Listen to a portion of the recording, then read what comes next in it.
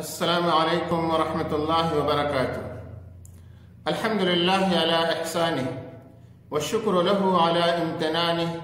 والصلاة والسلام علی رسولہ اما بعد۔ ناظرین کرام، آج کی مجلس میں ہم آپ حضرات کے سامنے رمضان کے احکام اور مسائل مختصر طور پر پیش کریں گے انشاءاللہ۔ اسلام کے اندر لفظ صیام کا معنی اور مفہوم کیا ہے، آئیے مختصر طور پر ہم اور آپ اس کو جاننے کی کوشش کریں۔ لفظ صیام، جس کا ترجمہ ہم اور آپ اپنی زبان میں روزے سے کرتے ہیں، اس کا معنی ڈکشنری کے اندر رکنے کے ہیں۔ اللہ رب العالمین نے سورہ مریم کے اندر ارشاد فرمایا، انی نذرت للرحمن صوما، کہ میں نے رحمان کے لیے، اللہ کے لیے روزہ رکھنے کی نظر مان رکھی ہے۔ لیکن اسلام کے اندر، شریعت کے اندر اللہ رب العالمین کی عبادت کی غرض سے طلوع فجر سے لے کر کے سورج ڈوبنے تک ان تمام چیزوں سے رک جانے کا نام روزہ ہے، جن سے روزہ فاسد اور باطل ہو جاتا ہے۔ اللہ رب العالمین نے قرآن مجید کے اندر ارشاد فرمایا، حتی یتبین لکم الخیط الابیض من الخیط الاسود من الفجر ثم اتموا الصیام الی اللیل۔ کھاؤ اور پیو اس وقت تک جب تک کہ سفید دھاگا کالے دھاگے سے ظاہر نہ ہو جائے، اور پھر رات تک روزے کو پورا کرو۔ اسلام کے اندر روزہ رکھنے کا حکم سن 2 ہجری کے اندر دیا گیا، اور یہ وہ عبادت ہے جو اس سے پہلی امتوں پر بھی فرض قرار دی گئی تھی۔ اللہ رب العالمین نے قرآن مجید کے اندر ارشاد فرمایا، یا ایھا الذین آمنوا کتب علیکم الصیام کما کتب علی الذین من قبلکم لعلکم تتقون۔ اے ایمان والو، تمہارے اوپر روزے کو فرض قرار دیا گیا ہے جیسا کہ پہلی اور سابقہ امتوں پر فرض قرار دیا گیا تھا، تاکہ تمہارے اندر اللہ کا تقوی پیدا ہو جائے، تاکہ تمہارے دلوں میں اللہ کا خوف، اللہ کا ڈر پیدا ہو جائے۔ دوستو، پیارے حبیب محمد رسول اللہ صلی اللہ علیہ وسلم نے اپنی زندگی میں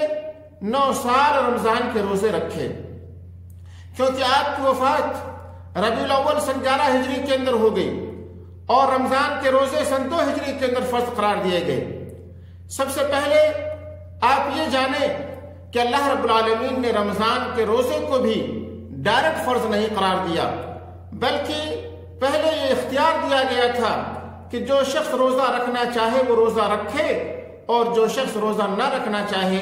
وہ ہر دن کے بدلے میں ایک مسکین کو کھانا کھلا دے۔ اللہ رب العالمین نے قرآن مجید میں ارشاد فرمایا، وَعَلَى الَّذِينَ يُطِيقُونَهُ فِدْيَةٌ طَعَامُ مِسْكِينٍ فَمَن تَطَوَّعَ خَيْرًا فَهُوَ خَيْرٌ لَهُ وَأَن تَصُومُوا خَيْرٌ لَكُمْ،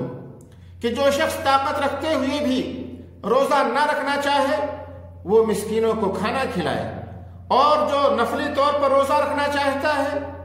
تو یہ بہتر ہے، اور فرمایا وَأَن تَصُومُوا، تم لوگ روزہ رکھو، یہی تمہارے لیے بہتر ہے۔